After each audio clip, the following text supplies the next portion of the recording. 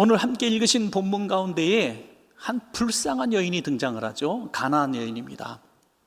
이 여인이 지금 너무너무 불쌍한 이유는 그의 사랑하는 딸이 귀신에 사로잡혔기 때문이죠. 귀신 들렸다는 것이 얼마나 참 끔찍한 일입니까, 여러분? 누구와도 정상적인 대화나 또 만남을 가질 수 없는 그런 불쌍한 아이입니다. 그래서 이 엄마는 할 수 있는 모든 것들을 다 했을 겁니다. 자기가 믿는 우상 앞에 가서 정성을 다해서 빌었을 것이고, 또 어려운 중에서도 예물도 바쳤을 것이고, 또 이렇게 하면 낫는다 저렇게 하면 낫는다 하는 수많은 사람들을 만나서 치료 행위를 했을 것입니다. 그러나 더 중하여졌습니다. 그럴 때 이제 절망하고 있는 그 순간에 예수님이 그 마을을 지나가신다는 소식을 듣게 되죠. 예수님은 그 당시에 아주 유명하신 분이었죠. 예수님은 모든 질병을 다 고치시는 그런 분이라고 다 소문이 들려졌습니다. 그 순간에 이거는 정말 우리에게 큰 기회고 복이다라는 생각을 하게 되죠. 내가 예수님만 만나면 우리 딸이 반드시 나을 거다, 그런 믿음을 가지게 되었습니다. 그런데 예수님 앞에 나아가기에 너무나 큰 장애물들이 있었어요. 가장 먼저는 민족적인 장애물이 있었죠. 여러분, 가나안 족속입니다. 가나안 여인이에요.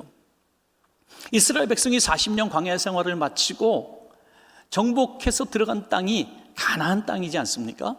그 땅에 살고 있었던 가나안 족속들을 다 몰아내고 살았습니다. 그래서 이 가나안 족속과 이 이스라엘 백성은 원수 관계에 놓인 민족입니다. 지금까지도 그 전쟁은 계속되고 있지 않습니까? 그래서 이 민족은 하나가 될 수가 없어요. 서로 배려나 양보가 있을 수 없습니다. 그런데 이 가나안 여자가 유대인인 예수님께 뭘 청한다는 것은 대단히 어려운 일이죠. 또 하나는 종교적인 어려움입니다. 이스라엘 백성은 야훼 하나님의 백성들이고, 가나안 족속은 전통적으로 우상을 섬기는 족속입니다. 전혀 다른 신을 섬기는 족속이 어떻게 예수님 앞에 와서 야훼 하나님께 간구할 수 있는 믿음이 생길 수가 있겠습니까? 불가능한 일이죠. 또 하나는 남성과 여성의 장애물이죠. 당신은 여성은 아이들과 함께 숫자에도 넣지 않았고, 여인이 남자 앞에 와서 같이 대화를 할 수 있는 그런 상황이 아닙니다. 그런데 예수님 앞에 나와서 구한다는 것은 일단 너무나 어려운 일이죠. 그런데 결론적으로 이 모든 장벽을 다 뚫고 예수님 앞에 나와서 이 아이의 질병을 고침을 받게 됩니다, 여러분. 그 비결을 저는 딱 한마디로 표현한다면 오늘 말씀의 제목이라고 생각을 합니다. 주여 나를 불쌍히 여기소서 하는 거죠. 주님 앞에, 주님 아시죠? 내 상황과 형편이 정말 불쌍한 거 아시죠? 주님만 불쌍히 여기신다면 우리 딸이 나을 줄로 믿습니다 한 것이죠. 주님만 원하시면, 주님만 우리를 불쌍히 여기시면 민족적인 또는 종교적인 또는 그런 성적인 남성과 여성의 성차별적인 이런 모든 것들을 다 극복하고 우리 딸을 고쳐주실 줄로 믿습니다 하는 그런 마음이죠. 여러분, 마찬가지입니다. 오늘도 마찬가지입니다. 주님께서 우리를 불쌍히 여기시는 순간 기적이 일어납니다, 여러분. 주님 앞에 불쌍히 여김을 받아야 돼요. 우리 자녀들이, 부모님들이 바라볼 때는 어떤 존재로 보여집니까? 어느 성인식 하나 애들도 너무나 이쁘고 근사한 아이들이죠. 그렇게 성숙할 수가 없어요. 그런데 부모님이 바라보면요, 그냥 불쌍해. 부모의 눈에 보이는 자식은 불쌍하고 측은하고 내가 뭘 못해준 것 같고 미안하고, 이게 부모 마음이거든요. 그러면 뭐든지 용서가 되어지고 원하는 모든 것들을 해주고 싶은 것, 피를 다 짜서라도 자식에게 주고 싶은 것이 부모 마음입니다. 우리 주님께서 그런 우리를 불쌍히 여기신 수만 있다면 우리에게 주실 수 없는 것이 없다는 것입니다, 여러분. 그러면 우리가 가진 그 모든 문제를 가지고, 우리의 소원을 가지고 주님 앞에 나와 있는데 어떻게 하면 주님께로부터 그 응답을 받을 수 있는가? 비결은 하나라는 거예요. 주님께서 우리를 불쌍히 여기시면 되는 것입니다. 그러기 위해서는 우리는 이렇게 기도해야 됩니다. 주여, 이 가나안 여인처럼 우리를 불쌍히 여기소서. 주여 나를 불쌍히 여기소서. 주님 아니면 해결할 수 없습니다. 주님 아니면 답이 없습니다. 그럴 때에 우리의 모든 문제도 해결될 줄로 믿습니다. 그러면 주여 나를 불쌍히 여기소서라는 것이 구체적으로 어떤 종류의 기도인가 한번 생각해 보도록 하겠습니다. 첫 번째는 부르짖는 기도다. 부르짖는 기도.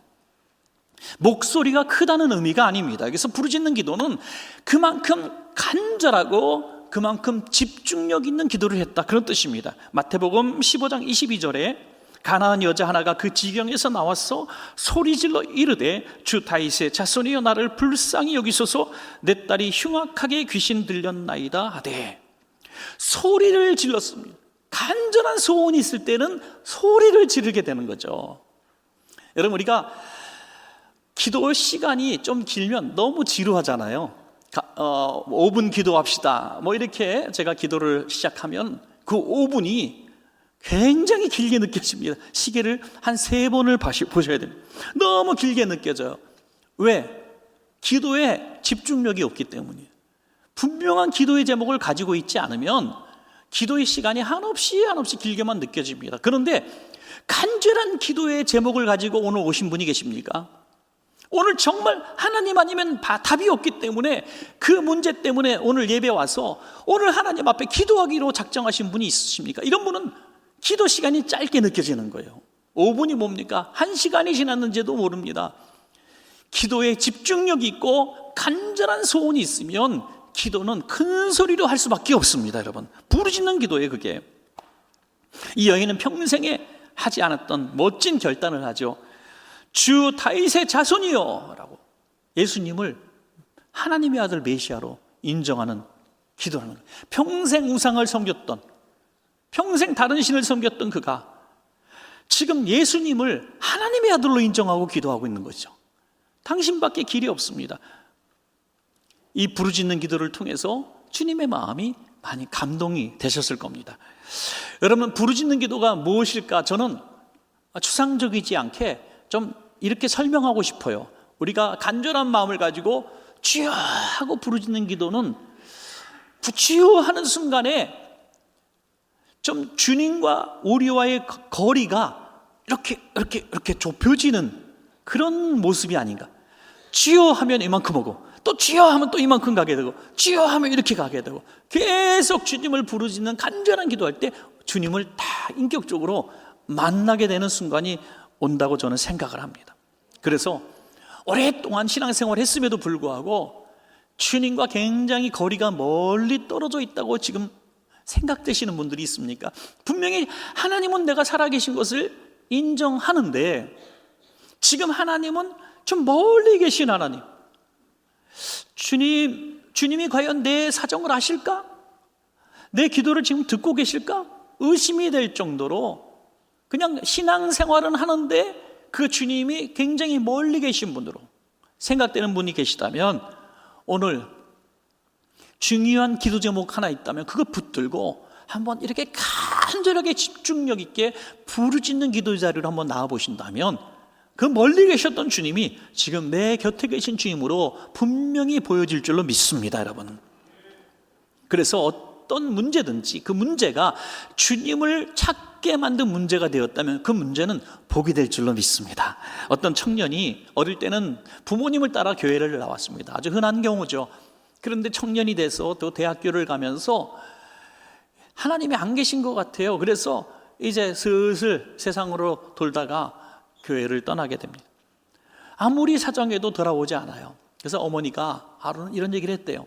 내가 말로 설명할 수도 없고 내가 아무리 부탁해도 내가 듣지 않으니 하나만 들어다오. 지금은 내가 예수님이 필요하지 않아도 어느 순간 그 누구도 너를 도와주지 않는 순간이 올 거야. 그때는 길이 없을 거야. 답이 없을 거야. 그러면 세상 사람들은 이건 끝이다, 내 인생은 끝이다 하고 마지막을 향해서 치달을 수밖에 없는 그 순간이 온다면, 부모도 도와줄 수 없고 그 누구도 도와줄 수 없는 홀로 있다는 고독의 순간이 온다면 기억해라. 그때 주님을 향해서 부르짖어봐라. 주님 도와주세요. 한번 기도해봐라. 그때 주님 너를 만나주실 거야. 그렇습니다. 오늘 이 여인이 자식이 병에 걸린 이 문제가 아니면 어떻게 자기 우상신을 버리고 이스라엘의 신인 야훼 하나님 앞에 와서 예수님이 다윗의 자손 메시아임을 고백할 수가 있었겠습니까? 이런 불행한 사건이, 삶의 어려운 약점이 주님을 향해서 부르짖게 되고 주님을 만나는 복을, 구원을 받는 복이 생긴 줄로 믿습니다. 여러분, 오늘 여러분들 큰 문제가 있습니까? 왜 나한테 이런 정말 불행한 일들이 생겼을까? 원망스러운 일이 있습니까? 여러분, 이 문제를 가지고 주님 앞에 부르짖는 여러분 되시기를 부탁드리겠습니다. 두 번째는 인내하는 기도입니다. 주여 나를 불쌍히 여기소서라는 기도에는 인내가 반드시 있어야 합니다. 마태복음 15장 23절에 예수는 한 말씀도 대답하지 아니하신다. 부르짖어 기도했는데 주님이 대답하지 않아요. 여러분, 기도했는데 응답이란 걸 받아보지 못한 분들도 계실 거예요. 어떤 집사님 기도했다가 하나님이 이렇게 말씀하셨다 그러고요, 이렇게 말씀을 주셨다 그러고요, 이렇게 분명히 보여주셨다 그러고, 뭐 나았다 그러고, 문제가 해결됐다 그러고, 막 그런 소리 들으면요, 정말 하나님이 살아계시긴 살아계신 것 같네, 인정을 해요. 그런데 내가 기도할 때는 하나님은 한 번도 응답하신 적이 없어요. 따뜻한 어떤 감동도 주신 적이 없어요. 그냥 냉랭한 거예요. 여러분, 그런 분들이 혹시 계십니까? 오늘 이런 단계를 지나가야 된다는 겁니다. 침묵의 단계. 하늘이 막힌 것 같고 주님이 내 기도를 듣지 않으시는 것 같고 내 문제는 계속 나에게 남아있고, 그럴 때 어떻게 하는가? 수많은 사람들이 여기서 포기합니다. 다른 사람의 하나님은 될지 모르겠지만 나의 하나님은 아니신가 보다, 내 기도는 안 들으시는가 보다 하고 포기한 무기력한 신앙생활을 하게 된다는 거예요. 기도에 재미가 없는 거예요. 그 다음부터는 기도합시다 해도 별로 설렘이 없는 거예요. 기도의 응답을 받아봤어야 기도가 기다려지는 거죠. 여러분, 한나는 오랫동안 불임 상태에 있었습니다. 그는 하나님을 누구보다 잘 섬기는 가문이었습니다. 그럼에도 불구하고 기도 제목이 응답받지 않아요. 대적 분인나의 조롱거리를 받습니다. 그래서 해마다 성전에 가서 마치 누가 보면 술 취한 사람이 흐느끼는 것처럼 통곡하며, 성경에는 이렇게 기록되어 있습니다. 그가 기도하고 통곡하였다. 기도와 통곡이 어우러 함께 섞여버린, 울면서 기도했다. 울면서 주여 주여 주여 하면서 울면서, 그 쉬지 않는 기도, 침묵에도 끊임없이 해마다 반복되는 기도를 통해서 사무엘같이 위대한 사람이 나온 겁니다. 어거스틴의 어머니 모니카는 방탕한 어거스틴 아들을 놓고 이렇게 기도했답니다. 하나님, 내 아들을 대신해서 내 생명을 취하여 주시옵소서. 여러분, 정말 자식을 사랑하는 부모들은 같은 마음을 가지고 있어요. 내 자식이 정말 하나님의 사람으로 옳게 잘 성장할 수 있다면 내 생명까지 다 드리겠습니다. 그렇게 하루 이틀도 아니고 침묵하시는 하나님 앞에 30년을 기도한 이후에 어거스틴, 성자 어거스틴이 되었습니다. 위대한 기독교의 인물이 교회사 최고의 인물이 되었습니다. 여러분, 기도는 음식점 가서 주문하는 것처럼 생각해서는 안 돼요.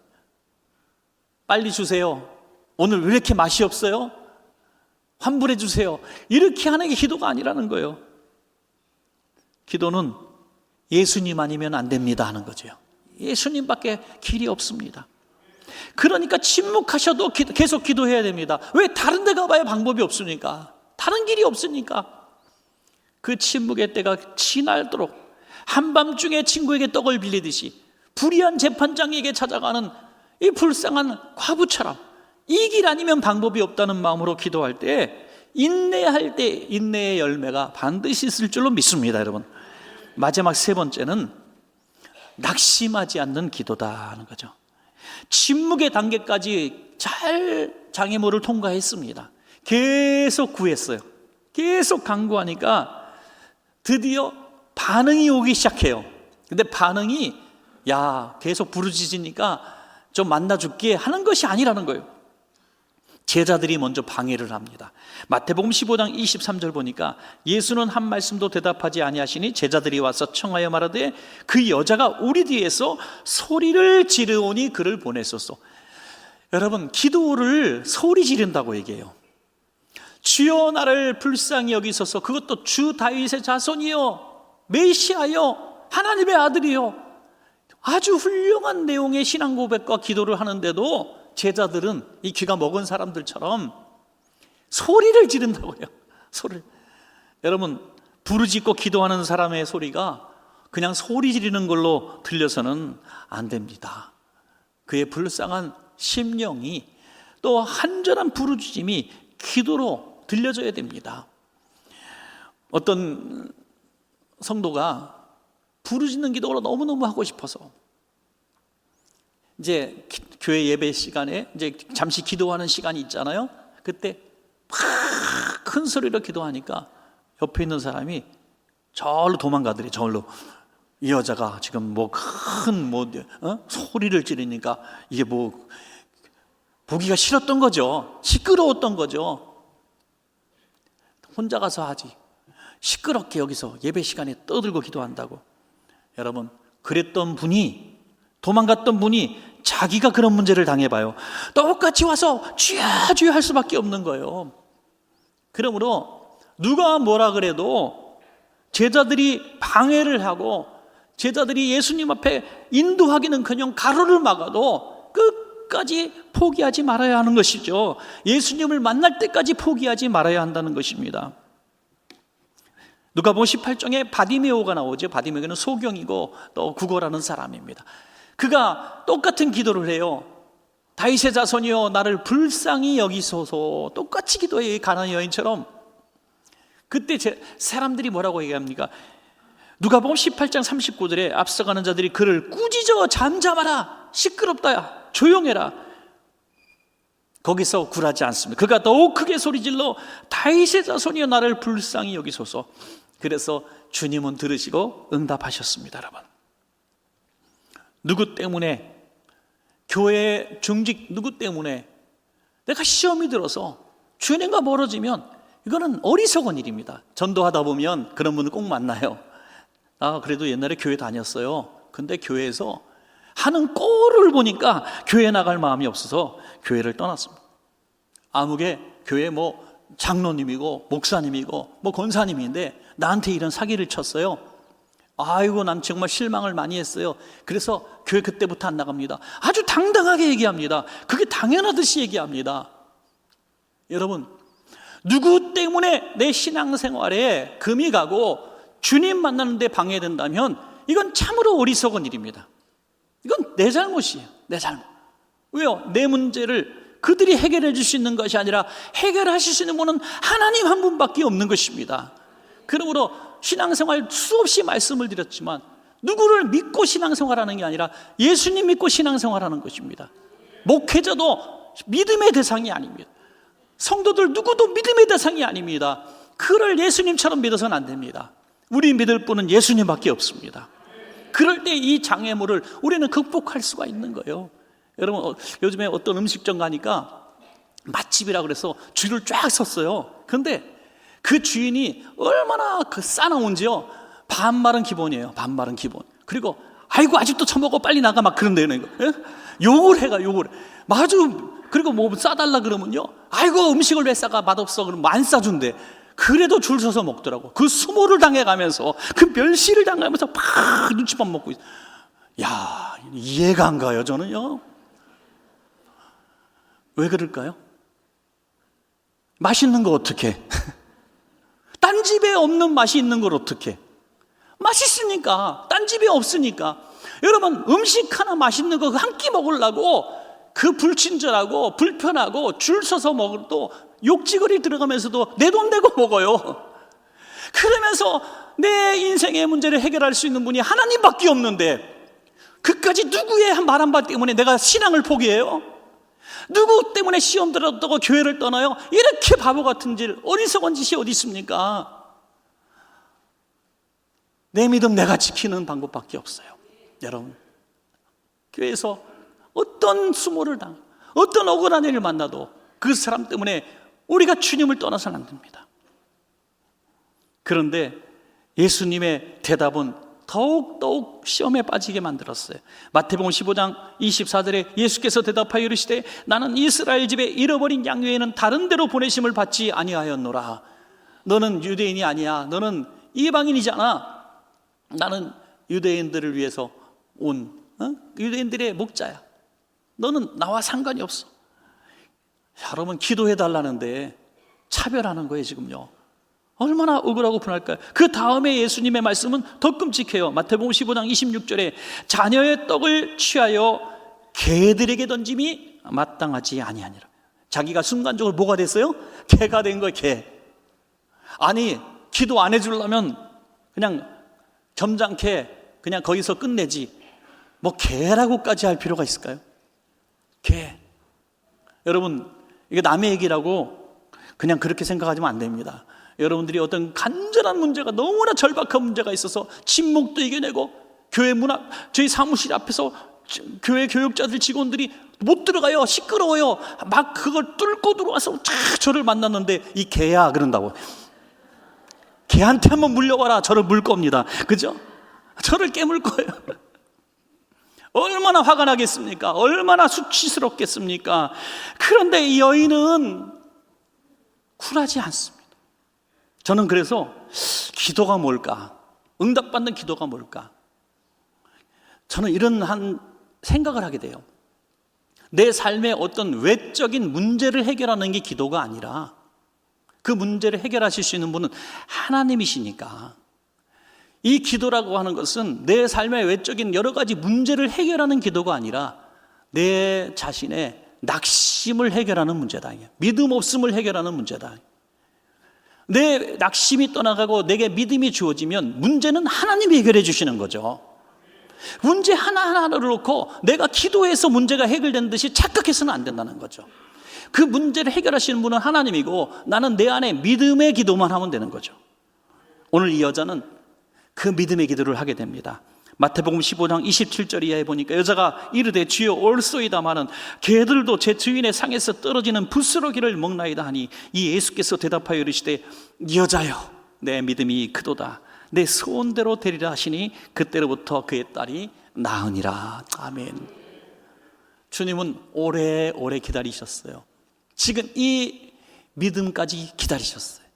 낮아질 대로 낮아지고 정말 부서질 대로 부서지고 눈물 범벅이 된 그 가련한 엄마, 딸 하나 위해서 온갖 수치를 다 내려놓고 온갖 방해와 멸시를 다 내려놓고 나를 불쌍히 여겨달라고 울부짖었던 그 모성애를 우리가 보게 되고 그 기도를 주님이 들으시고 내 믿음이 크도다 하신 것이죠.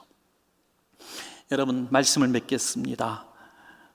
우리는 주님 앞에 불쌍히 여김을 받아야만 살 수 있는 존재입니다.